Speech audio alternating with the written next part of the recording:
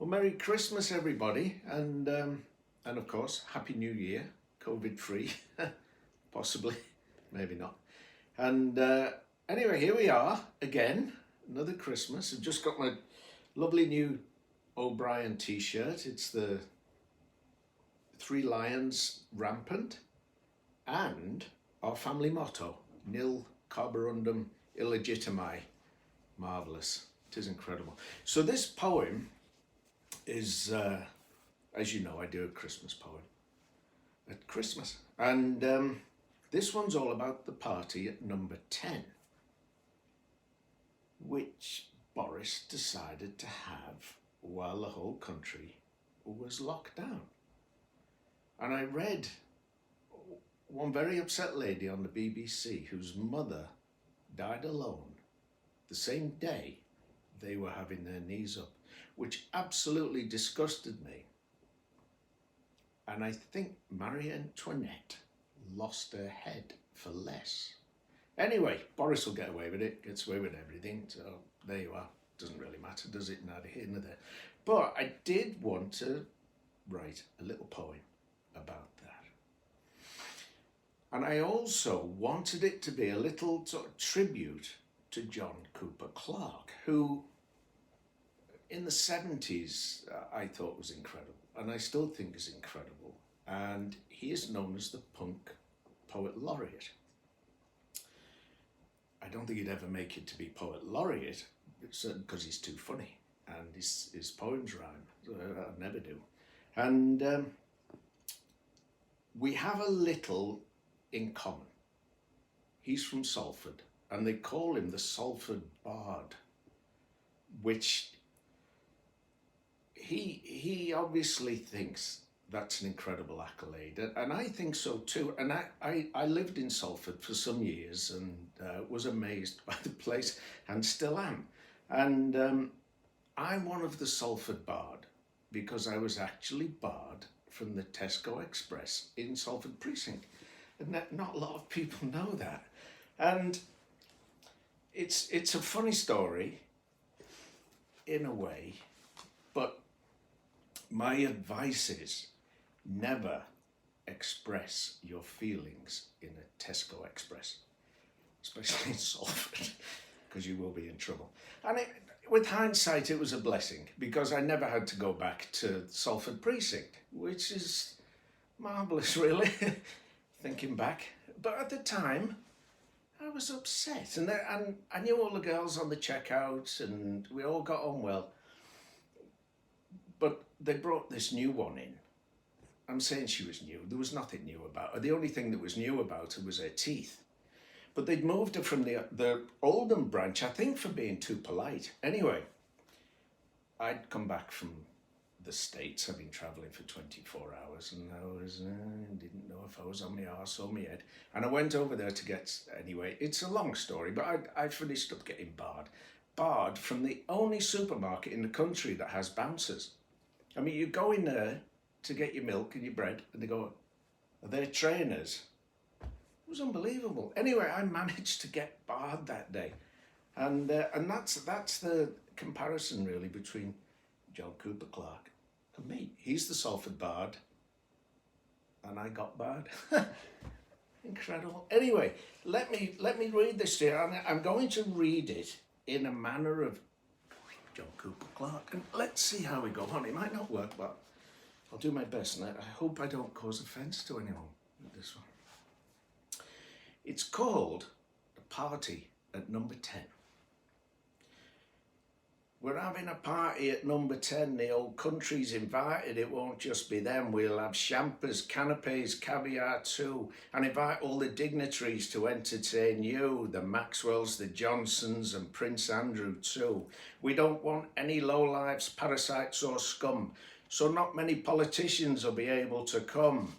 There'll be music from the night at Sir Paul, Sir Elton, and hopefully Sir Rod, and maybe Sir Cliff, the repulsive old sod. A smattering of lesbians from New Scotland Yard. Dame Dick can't make it, but she did send a card. There's a do at the Masons she can't disregard. We hope you can make it, we'll all have a ball, and you can see all the reprobates hung on the wall. There's Thatcher and Heath, Major and Brown, Callaghan, Wilson and Blair with a frown. They didn't bother with Cameron, hung a whistler instead. We have to be thankful half the bastards are dead. Boris will be there telling old jokes about disabled people and working class folks. The winters will come as long as it's free, stealing the presents from under the tree. Harry and Meghan are home in LA, but his uncle will be there, the one who's so gay. To hell with the cost, we think it's quite funny, 'cause we're doing all this with taxpayers' money. They asked me to go, but I said not on your Nelly. I'd rather stay home and see what's on telly. Well, I hope you like that. I loved it. And Merry Christmas. Hello again. This poem's on a much lighter note. It's not political at all. It's actually a Yorkshire love story. And I know a lot of people don't connect Yorkshire with romance, but I think that's because they've never been to Pudsey. And people go on about Paris and the city of love, and I don't know. There's an awful lot to be said for Yorkshire and Yorkshire folk. And you have that lovely bridge in Paris with all the padlocks. And I remember this bridge in Pudsey. I remember it well. It goes over canal. And there's always padlocks there. Mostly from stolen bikes and things. But that's neither here nor there. You know, the sunsets. Oh, you've no idea. And Venice, famous for its canal. I know it's not the Leeds Liverpool, but it's still, you know, there's a charm. Anyway, I wrote this, and it's called The Girl in the Butchers. And before I read it, I don't know if a lot of people know this, but the film buffs know this, that a lot of Casablanca was actually filmed in West Yorkshire.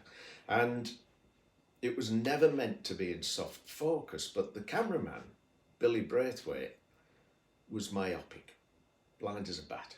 And to him, it was all in focus. And they got it back to Hollywood to edit, and they said, oh, quite like that. And we'll stick with that. Anyway, when Bergman looked into Bogey's eyes, and she said, Rick, we'll always have Pudsey. Now they changed that to Paris, and I think that's a big part of why Paris is seen as the city of romance and not Pudsey. Anyway, I'll read this, and it's it's just a nice little love story. It unrequited. Here we go. It's called The Girl in the Butchers. I was thinking of Lancashire hot pot when I set off to go to the shops. I think I'll pop into the butcher's and get a couple of chops. I'm mad about the girl in the butcher's, and it shouldn't be any surprise. My legs go weak and my knees start knocking the minute I look in her eyes. I don't know if she notices me standing there in the queue, but I think if you actually saw her, you'd feel the way that I do. She has an incredible body. If you saw her bottom and thighs, it's no wonder I'll go in for steak and come out with a brace of pork pies. I asked for some Cumberland sausage, and she gave me the cheekiest look. I thought I was going to fall over when she turned round and took 'em off hook. She asked me how I'd cook 'em, but I couldn't think of how to say. My heart was pounding, my knees gave out. I thought I was passing away. She said, they're good with gravy and some Yorkshire pud on the side. She said if your oven is nice and hot, it's easy to get them to rise. I remember feeling the sawdust as I passed out and landed on floor. I remember them saying, give us some room, as they dragged me out of the door. The butcher said, you're not the first and probably won't be the last who's come in here and got too excited just at the sight of our lass. I've never eaten so much meat. They say it's not healthy today, but I'll be back at butcher's in morning There's no chance I'm staying away. I hope you